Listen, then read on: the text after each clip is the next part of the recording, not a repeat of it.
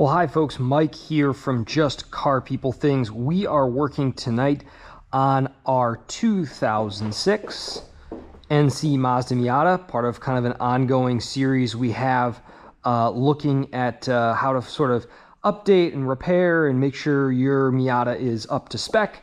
And one thing that we have noticed and have sort of been warned about is this part right here. This is the engine coolant reservoir. I have a brand new old stock one here. You can also get these in aluminum. They come in aluminum as well, and those are obviously a little bit more durable. But if you do this probably every 75 to 100,000 miles every few years, this is going to be really effective for you to keep disaster from happening. The way the Miata's cooling system works is very similar to most other cars. Coolant cycles through, it expands, it contracts as it gets hot and cold. It flows into this overflow reservoir right here. And this also on the side tells you whether you're full or close to empty on coolant. It's really pretty straightforward to remove, but what happens with these is over time they yellow out, and this plastic gets heat cycled. Obviously it gets very, very hot. Then it can get ice cold in the winter, and then get very hot again, just within minutes to hours. And this plastic can fail, and it gets brittle over time. And when it cracks, it will fail spectacularly. It will dump a bunch of coolant out of it. You will run your car out of coolant, and then you will run your engine out of coolant, and then that will be the end of your engine. There are many reports of the onboard gauge in this car not being fast enough to warn you of this failure. And if it dies, you're in a lot of trouble. A replacement one of these, I actually found a new old stock one on eBay. This was about $60. This is a really, really cheap item of insurance, especially when you look at the color differential between this, which is brand new and white, and this one, which has turned totally yellow and really is in rough shape. So it's very easy to remove, but I'm going to tell you the most important thing to do this job is to make sure that the car is cold. You just can't have driven it in the last several hours. If you feel it warm to the touch or hot to the touch, do not undertake this repair. I drove this car home from work. It's now about 9 p.m. It is still a little bit warm under the hood, but I checked it. Actually, I have one of those infrared wireless thermometers. It came back at about 75 or 80 degrees. So this is totally safe to handle. At this point, you can always check with something like that. Also, you'll notice here it says not to remove this when hot. So you'll want to just make sure that you can open it and not hear any noise, because if you start spinning this off and you hear hissing, that means you're going to blow it up in your face, and that's a really bad time. You will probably end up at the ER with burns on your hands and face. So that is all good right there. It's cool enough to the touch. It's cool enough to work on. That's obviously what you look for. I do like actually leaving the cap on when I work on this, because when you pull this off underneath, there's then a hole where all of your coolant in here is going to spill out the bottom. So if you leave the cap on, you can get your hand over it pretty quick, and you can actually preserve, in theory, most of this coolant. So we'll see how that goes. It is 3 10mm bolts. We have to go lefty-loosey on these. In fact, this one right here is only hand tight, which is pretty surprising, honestly. Although maybe not. This probably gets a lot of vibration. Be careful. You don't want to drop these. You kind of have a parts tray built into the front of the car, but you still don't want to drop them. Yeah, and these are all like hand tight. I'm wondering if this got loose over time. Geez, I didn't even need the wrench for this, but I wonder if they just got loose, worked their way loose over time, just because this area gets a lot of shock load. But this guy looks a little tighter. Yep, so obviously it doesn't take a lot of torque. I don't think there's even a torque spec for these. I'd probably just snug them up when you put them back on. Okay, so you'll get these 3 loose here, just like that. 1, 2, and 3. And that's the end of our wrench work, my understanding there is. So this all comes apart now, kind of lifts out. You'll notice you've got these here. You can take a pair of needle nose and just move those. Just kind of pinch them and work them back a little bit. And these will just go right back on where they were before. So set that there. This might be a little resistant to working its way off there, and in which case what you want to do is actually put these nuts back on, because that'll kind of secure this as you work at it. Might need to go a little bit further with that pinch clamp there. I think that's the issue I'm having. And you just got to work these off. And if they don't want to cooperate, what I'd actually suggest, and I can run and grab one, is getting a screwdriver and kind of pry at them a little bit from the end right here. So I'm going to do that, and then I'm going to be right back with you guys. I didn't grab a flathead screwdriver to try to work on these a little bit.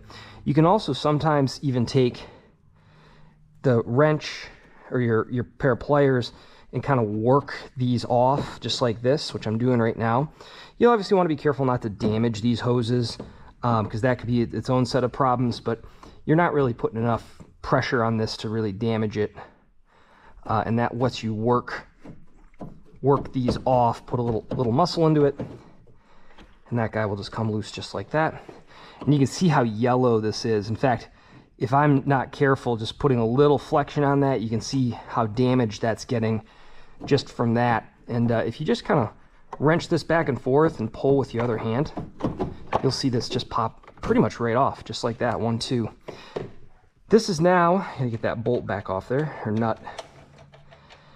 This is now to the point where I should be able, in theory, to kind of lift it up and off. We might need to remove our battery tray cover.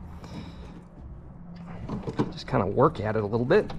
Give it a good shake here to shimmy it off. It's kind of wedged on, so let me see if I can't work it off here. Ooh, that's actually okay. And then this guy, there it goes. So that's popped loose. And what you'll find underneath here, oop, we're losing a little bit of coolant here. Well, this is going super well, folks. Okay, are we good there? I think it's because I'm putting pressure on the hose underneath it. There, yep, you can see a little run of coolant. This actually has a clip on it as well. So you can plug that off, and what I might want to do, I actually have an idea for this to not lose all of my coolant. I do have more, but might be a quick suggestion for you guys. So I'm going to be right back.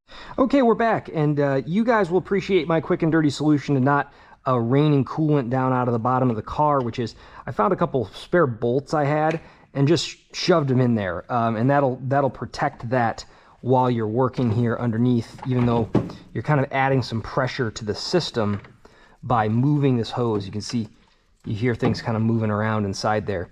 So this bottom piece, I hope you can see here, this component has a much larger outlet on it that runs direct to the radiator. And we're going to try to do this in a way that doesn't leave us wearing too much coolant, which is the fun part of this process here. So we'll want to work this this bigger pinch clip down and probably actually over a little bit. And by doing this, this will allow us to pop this off the bottom. So I want to keep fighting with this for another minute or two here. A pair of channel locks would probably actually work even better than these needle nose for this large of a clip. Sometimes you got to kind of get on it with the bigger component of the pliers, just like that. So one of the things I want to do when I do this is try to manipulate this in a way that doesn't cause all of the coolant in here to drain out. That's a little bit tough. And so what I may actually do is grab a container to contain all that coolant just when I do this real quick. Even a cup or something kind of similar that would work to sort of collect all that, just so you don't end up with all of it in a puddle underneath the car, and then can actually reuse it so you don't have to go potentially buy more coolant. So let me grab the right size vessel for this, and I'll be right back. Okay, folks, we're back here, and I have a spare container here. This is actually relatively clean inside, although I don't think I'm probably going to end up reusing the coolant in it, but it was the right size container for this. What I'll probably do is just take that and basically kind of get it pre-positioned. I'm just continuing to dump coolant on the floor here like a total amateur. You probably could use like a suction gun and suck it out and throw it in the new one, but we'll come through now and we'll just remove this bottom hose. And you just do that by working at it and by twisting, just like this. And that's just about there, and ready. Almost, almost. And just like that. So there you can see the coolant draining out of there.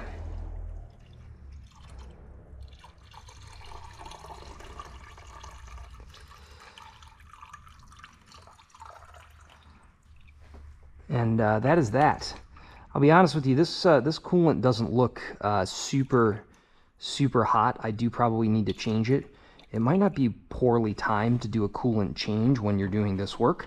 But here you can see the old unit, what it looked like. You know, get a look inside, maybe see how this looked. This car is, what, 18 years old. It is old enough to vote in the election here in November. So we want to be conscientious of how that looks inside. We do have a little bit of kind of build up in there, black, plasticky, rubbery looking stuff. But that said, they even give you a new cap on the new unit. So I would say this guy is officially spent and trash, and this guy is good to go here on the new side. So first thing we'll do is just basically this install in reverse. We'll take that, we'll press it down into place right there, just like that. We'll come back through, compress this, move that back up into the appropriate position on there. How we doing there? Looking good the whole way around. And now we can actually press this back down sort of into place and get it positioned appropriately, just like that. We'll throw our 3 nuts and bolts back in here. 3 nuts back together. And obviously you don't need to go crazy on the torque to just get started here, but we'll do that real quick. And I'll torque those down, and then we just, to put these back on, what I'll do is just pop that nut or that bolt out of there, and now you can just slide those right back on. And that prevents a little bit of coolant loss. So that would be just a suggestion. If you are one of those people that's got a big parts bin laying around with a bunch of stuff, you could totally use those 2 items, these 2 little bolts to do that. We'll torque these guys down. Oh, wrong one. And again, you don't exactly need the torque of God on this. This is a plastic piece, so you actually don't want to put too much torque on it. You run the risk of cracking or breaking it. So we'll just get them kind of snugged up and go from there.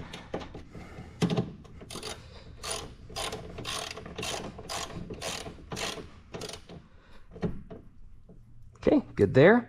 Last thing is these little E-clips, or these little pinch clips. We'll just put those right back into the position they were before. And that's it. So we're good. So now all you have to do is fill this back up with coolant to the full line, and you're good to go. You may want to, if you're like me and are a slob and make a mess, you may also want to take your rag and just work through a few different places around here. Also, if you notice something like your battery tray thing loose like that, it's a great opportunity to tighten that. Hey, bonus content, folks. I want to grab the appropriate size wrench for that because I don't really like how that feels. But that being said, there is a little bit of coolant kind of resting down there. You can just feel around with this, work it in a way to sort of remove all that coolant and be good to go. All you have to do is refill it with coolant, the appropriate coolant, back up to the fill line, and you're good to go. That's the project. Relatively straightforward. And geez, what, 10-15 minutes? A dealer would probably charge you $120 for that part, maybe more, plus at least half an hour of labor to install it.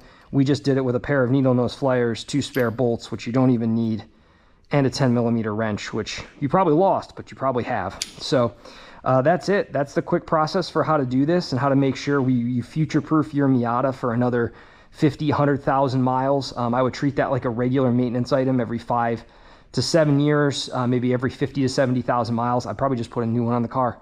If not, go spend the money on one of the fancy aluminum ones, and you'll be good to go. We'll probably do a coolant swap on the car too, just kind of looking at what this coolant looks like, but we'll go from there.